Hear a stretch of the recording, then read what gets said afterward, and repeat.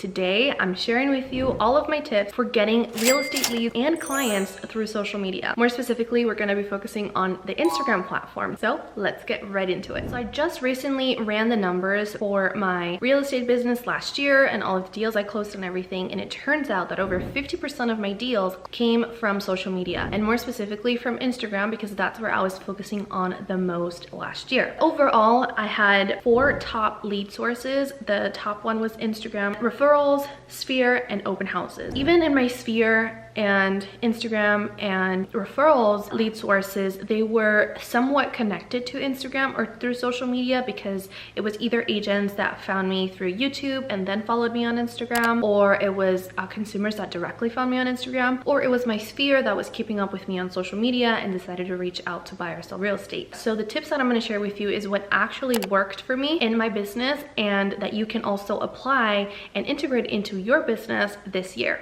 Now that we got that out of the way, I want to talk a little bit about the foundation of your personal brand and your marketing and social media marketing. In my Instagram and just in my brand in general, before doing anything to it, I sat down and I really thought about, what am I really trying to achieve here? What's my big picture goal? What's the aesthetic that I'm looking for? What's the audience that I'm trying to reach? What are my content pillars? All of those little things are so important into the success of your entire marketing plan and marketing strategy. So making sure that you have those items set and in place and integrate them into your business until your business evolves and your brand evolves into the next phase. So I would highly encourage you to also figure out exactly what platforms you want to be on. Last year for me, I was super active on Instagram, and this year I'm trying to expand a little bit. So I'm putting more into YouTube again. I'm putting into other platforms, just trying to not have my eggs all in one basket, as the saying goes. So I highly encourage you to do the same and to find out which platforms work for you, because you also don't want to be working super hard on every single platform there is out there. They may not all work for you, but just maybe pick 3 or 4 that you know your target audience is in and active on them, and post consistently on them. Which actually takes me to my next point, which is figuring out a posting schedule that works for you. Obviously, posting every day is ideal and it would be amazing. Sometimes it's not realistic. So really find out what your situation is and figure out a posting schedule that works for you. And remember to take into consideration time for the planning aspect of content, the filming, the editing, posting, the engaging, to find a schedule that really works for you and your business. Once you have your foundation, the next step would be to create a content calendar. I personally love to get a lot of my real estate content ideas from a program called Coffee and Contract, which is a monthly membership for real estate agents, and they provide you with social media content, email content, I mean, you name it related to marketing, they probably have it. And I actually have a discount code. I'll put it in the description box as well if you are interested in trying it out. I also get a lot of my ideas from just consuming content on social media, scrolling on TikTok, scrolling on Instagram, and just figuring out what other industries are doing, what other content creators are doing in the real estate industry, and just really turning that into my own ideas. That's how I get inspiration and ideas for my own content. Right now, I'm actually not going to get too technical on how I do my content planning, because I'm planning on doing a separate video just about that, which let me know in the comments if that's something that you would want to watch. For me, it's constantly changing. I used to do it in Google Docs and Trello, and now I do Asana. Just have to find what works for you, but just like the very basics of it, get some sort of monthly calendar view template and start organizing your content pillars or your content categories into each of those days, and assign them a date and start brainstorming ideas for each of those content pillars, and you'll slowly start putting together your own monthly content calendar. And then from there, you can start breaking it down and executing it little by little until it's all posted. So you've got your content calendar. Now it's time to actually start filming the content. First things first is the information that you're providing in the video, or the value. There's different kinds of content out there. There's educational content, entertainment, lifestyle content, property tour content that you can do, more real estate focused content, investor content. Like, I mean, there's so many different areas within real estate social media that you can execute. Just finding out what works for you, finding out what works for your personality and what what you like to talk about, making sure that you're providing some sort of value in each piece of content. Going back to the audience thing, if you're trying to get clients and buyers and sellers, then you're gonna want to focus on content for that consumer. For example, content on your local market, upcoming development, on your real estate, new construction tours, new restaurants, things like that that are very hyper local and educational. All of those things do really well when it comes to turning a buyer that's on social media into a client. The content, not just the information, but the delivery on the information. This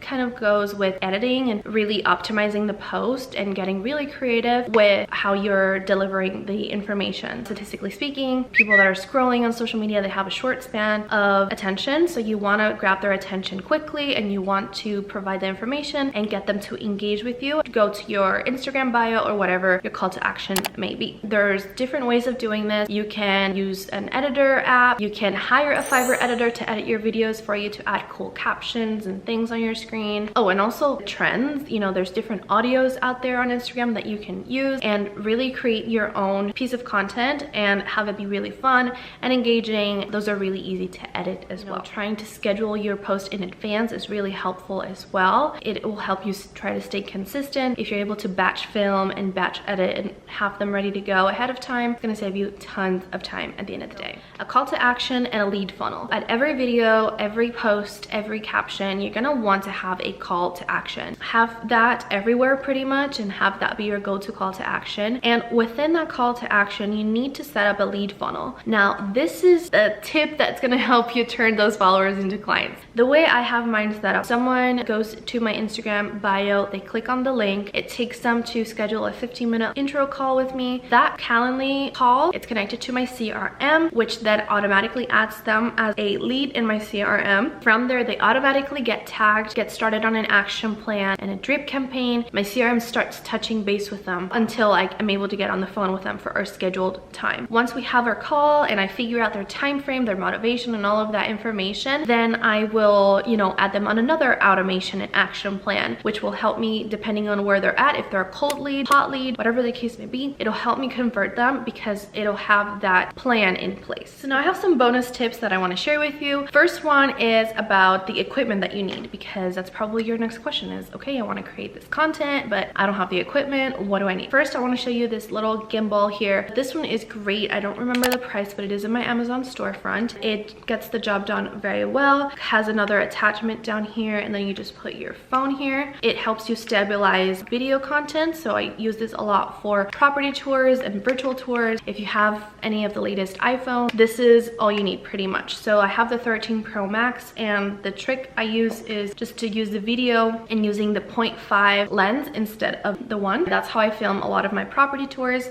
A quick tip for filming videos with your face in it is to actually use the back camera, because this is how the front camera looks. If you use the back camera with the flashlight on, this is how this video looks a lot better, because I'm filming in 4K 60 frames per second. You can adjust this in your camera settings and it is the best thing ever. The next thing I want to talk about, this is a tripod for your phone. Very compact. I keep this with me all the time in my purse, in my work bag. It comes with me and it's just great to have for filming content on the phone. And I recently got this and it makes such a difference on content. It's like a mini ring light and it just makes everything very beautiful. It has 3 settings. You can clip it on your phone. It comes with an adapter as well, or an add-on where you can add it to your camera, and it's rechargeable. So it's a great little thing. Keeping this at all times with me as well, like a microphone set. And I just ordered this one. I have the Rode Wireless Go 2, but that one's really expensive. It's like over $200 plus like all the adapters and cables that you need. This one is from Amazon and it is about $30. This wireless set of microphones, like I said, it has 2 microphones and you just clip it on, you know, talk into it, and it connects directly to your iPhone. So it's really great and a great Rode mic dupe. These are just some of like my main like go-to tech, but there are more options. Everything that I have in my tech bag is in my Amazon storefront. Literally everything is in there. I have a couple more options for microphones in there. You can check that out. Next tip is for shooting content. If you are not too comfortable in front of the camera, or you're not comfortable with dealing with the equipment and the technical aspect of things, I have something for you. It's called FemForce Shoots, and it's not in every state. They have this program where they'll help you shoot content for you. They'll help you shoot pictures and reels on a monthly subscription basis for a great price and deliver that content to you. Well, it's a great investment. You get multiple pieces of content, multiple outfit changes. I'm gonna link their website below. You can go check if they're available in your state and their services and pricing, and hopefully that helps you get some content created. Editing. This is sometimes can be really tricky. I completely understand that. Sometimes if it comes to YouTube or social media, it takes a long time for me. Something that I find that helps is actually hiring this part out. You can either hire a social media VA or virtual assistant to do this for you. You can search them on Instagram, literally type in social media VA, or type in social media manager, social media marketing assistant, social media virtual assistant. They're gonna come up, okay? And there's so many out there, different prices, depending on what you're looking for. And that's a great way to help you manage and edit content. There's also Fiverr, which I have tried and I can attest to this. I actually tried for a little while, for a few videos here and there, to do this like new style of like educational content with like the green and yellow captions and the emojis and the sound effects and things. I only pay like $5 per video for them to be edited that way. They can do that style video. They can do so many different styles. Don't underestimate the power of Fiverr, because you can find great people there for a great price depending on your budget. My favorite app to edit videos that is outside of the Instagram Reels app is the CapCut app. And it's so good. I love doing my property tours in there. I highly recommend that if you're looking for, you know, an editing software for social media videos. You have your content done and edited, and now it's time to post it.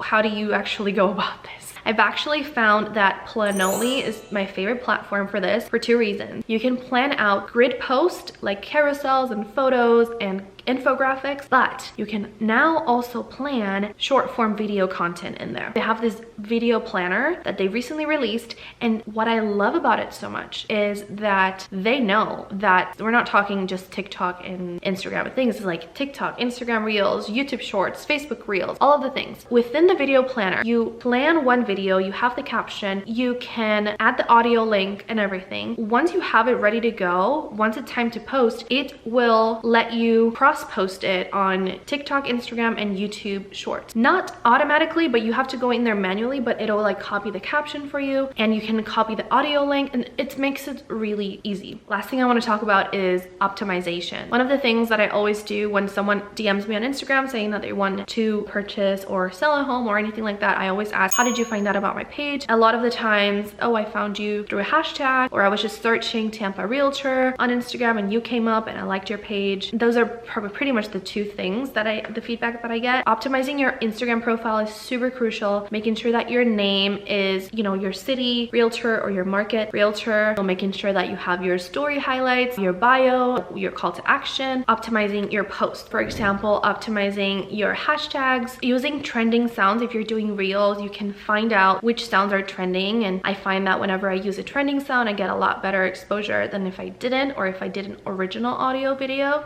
So those are gonna be all of my tips for getting clients through social media. I hope that you enjoyed this video and you found it helpful. If you did, please give this video a thumbs up. Don't forget to subscribe and turn on your notifications so you never miss another video. Thank you again for watching, and I'll see you in my next video.